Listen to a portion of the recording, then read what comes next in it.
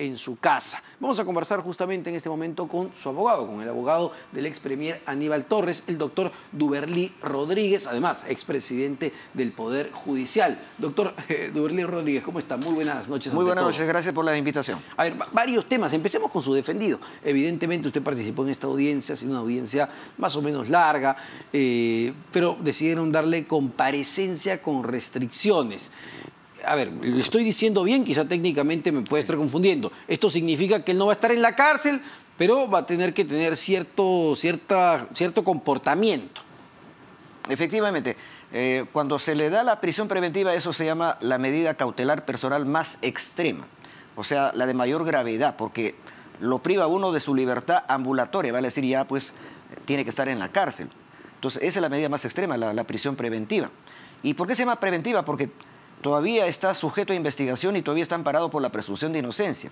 Y si podríamos hablar de una prisión definitiva cuando ya hay sentencia condenatoria firme que declara su culpabilidad. En este caso todavía no estamos hablando de eso. Y en el caso del doctor Aníbal Torres, lo que el juez le ha otorgado es una medida cautelar, diríamos, un poco intermedia. La más extrema ha sido, digamos, descartada, es la prisión preventiva. ¿Por qué? Porque muchos podrían decir, ¿por qué el juez le da así los 18 meses de prisión preventiva al expresidente Castillo y no se lo da a Aníbal Torres? Bueno, son, digamos, razonamientos diferenciados porque el juez, el doctor Checkley, ha ido estableciendo los presupuestos de la prisión preventiva uno por uno, en cada uno. Vale decir, al señor Pedro Castillo ha ido diciendo, si es que hay los elementos de convicción, vale decir que lo vinculen con varios delitos, que en este caso son por como 4 delitos, en tanto que el doctor Aníbal Torres solamente es un delito, aunque aparecen 2. Es decir... son por rebelión y conspiración en el caso de Aníbal Torres. Pero la conspiración es para la rebelión, y al final tienen que escoger uno u otro, por eso la Fiscalía dice alternativamente, rebelión o conspiración a la rebelión. Entonces, no estamos hablando de 2 delitos, ahí no hay concurso real, ahí no hay suma de penas, es solamente un delito que tienen que escoger al final. O le dan, poniéndome en el caso extremo que lo encuentre culpable, o le dan 10 años por conspiración o le dan 20 años por rebelión. Podría ser. Bueno, entonces, el caso de él solamente ha tenido, digamos, la imputación diríamos en concreto de un delito, porque eso de que aparezca la conspiración ya esa es una cosa secundaria, porque eso es cuando dicen alternativamente, y cuando dicen alternativamente es porque se tiene que quedar con un solo delito. Y la Fiscalía al comienzo no tiene claridad cuál de esos delitos es. En el curso de la investigación irá construyendo su hipótesis, eso se llama teoría del caso, y luego cuando formule acusación, si es que la hiciera, ahí va a decir solamente un delito. Y ahora, yendo al tema de la prisión preventiva... Pero solo para, a ver, porque entiendo que el juez Checkley lo que dice, oye, hay indicios suficientes para sospechar en esta etapa de la investigación que sí podría haber conspiración o rebelión. A ver, le explico. Los 3 presupuestos, para no hablar de los 5, son para la prisión preventiva, primero, que existan graves elementos de convicción, es decir, indicios suficientes de que se ha cometido el delito y que en ese delito tiene participación el investigado. Ese es el primer presupuesto o requisito que el fiscal ha considerado que sí existe. El juez. Perdón, el juez, ¿no? El segundo es el pronóstico de pena mayor a 4 años. También. Y como la pena mínima, ya sea en rebelión o conspiración a rebelión, es, digamos, también... 10 años, me parece. 10 años, entonces el pronóstico de pena sí también se cumpliría, es decir, pasaría de los 4 años. Ahí tiene 2 checks. Así es, pero viene el final, que es el más importante, lo que se llama el peligrosismo procesal. El peligrosismo procesal tiene 2 variantes, peligro de fuga o peligro de obstaculización de la actividad probatoria. Y el señor juez ha dicho que no se presentan estas condiciones, es decir, no hay peligro de fuga y no hay peligro de obstaculización, y por tanto, si no se dan los 3 presupuestos, y sobre todo el tercero, que es el principal, es que ha optado por darle comparecencia con restricciones. ¿Qué son restricciones? En que él tampoco no puede, por ejemplo, irse de Lima a Chiclayo si es que no pide autorización o no da cuenta al juez. Por otro lado, también le ha fijado una caución de 20.000 soles, ¿no? Tiene que registrarse, tiene que, digamos, controlarse mensualmente, eso se llama firmar, aunque ahora me parece que es biométrico. Entonces, es decir, hay una forma de cómo tenerlo a él, diríamos, un poco como controlado. Entonces, eso es lo que ha resuelto el señor juez. Sin embargo, en el tema donde usted menciona, menciona, ¿no? El peligro procesal, el tema de que se pueda fugar o entorpecer la justicia, no se consideró lo que el propio Aníbal Torres dice en una declaración, oye, bueno, pues voy a pasar a la clandestinidad, no hubo una intención en esa declaración de decir, me voy a fugar. Efectivamente, mire, la Fiscalía ha invocado esa declaración del doctor Aníbal Torres de que voy a pasar a la clandestinidad como el principal componente para el peligrosismo de fuga. Pero ¿qué pasa? Parece, pues, doctor, ¿no? Ya, pues, pero le voy a explicar. A ver. En el alegato que se ha hecho ayer, porque, perdona, hoy día en la mañana, porque la audiencia empezó ayer, sí. ¿no? Hemos explicado que esa palabra la pronuncia el doctor Aníbal Torres dando una declaración a la Fiscalía. Eso es la pregunta número 60, la tengo, digamos, memorizada.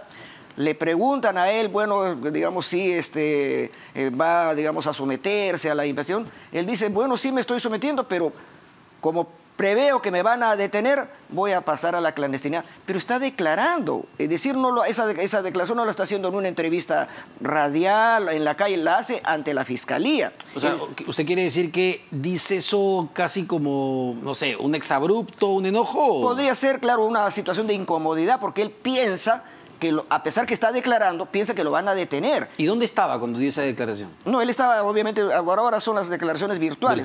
Pero está declarando. Y por otro lado... ¿Está habido o no está habido? No tenía todavía mandato de prisión. Él todavía no tenía mandato de prisión.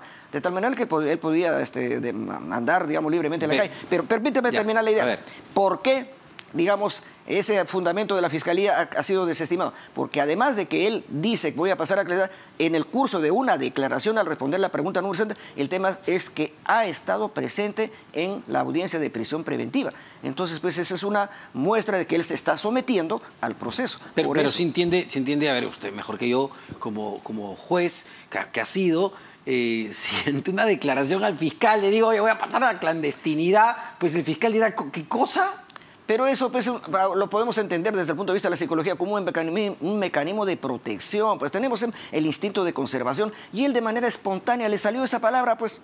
Pero eso no significa que él va a viajar a otro lugar, se va a esconder por las mismas condiciones personales de él. Mucho han pesado también las condiciones personales de él. Vale decir, pues un profesor sanmarquino de 30 años, autor de tantísimos libros de tratados, maestro de tantísimas generaciones de sanmarquinos, y que ya se va a reincorporar a la vida profesional, y eso lo hemos acreditado con las certificaciones, con las comunicaciones que se han cursado con el Colegio de Abogados de Lima y también al decano de la Facultad de Derecho de la Universidad de San Marcos, donde se le dice, ya voy a poner fin a la licencia que había pedido. Él vuelve a San Marcos. Claro, ya vuelve, ya se puso en comunicación con la facultad y felizmente todavía en San Marcos permiten trabajar a los profesores más allá de los 70 años. Ahora, pero no puede ser considerado como además un riesgo el hecho de que Aníbal Torres haya estado en el mismo vehículo con Pedro Castillo cuando Castillo le pidió a su escolta que lo lleven a la Embajada de México, ya sabemos para qué.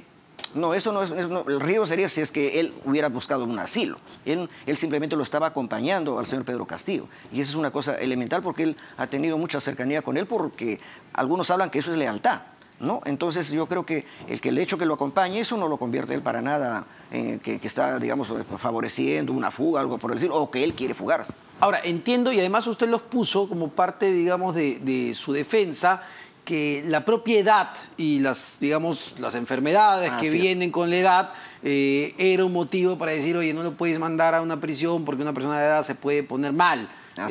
Digamos, ¿ha sido eso considerado por el juez? Sí, ha sido considerado, efectivamente, porque hemos presentado los certificados médicos, las medicinas, todo el tratamiento, la diabetes y todos los factores que son propios también de la edad, porque el doctor Aníbal ya está acercándose a los 80 años.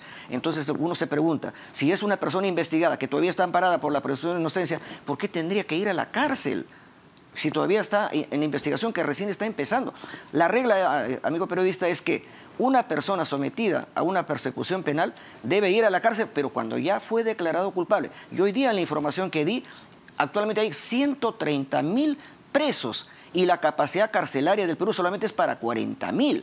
Entonces, y por lo demás hay cerca de 40.000 presos preventivos, es decir, sin condena.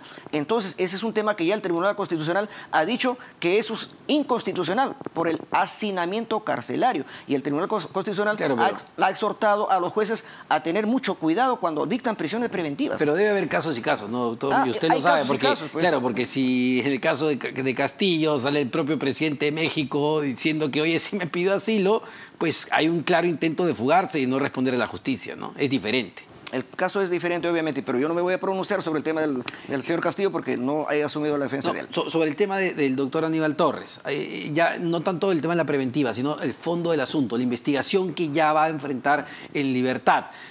A ver, resulta muy difícil creer que él no sabía que Pedro Castillo iba a dar este mensaje de la nación diciendo y anunciando que quería convertirse en un dictador. Bueno, escúcheme, pero es que en el derecho penal no nos guiamos por las sospechas, ¿me entiendes? Nos guiamos por las evidencias.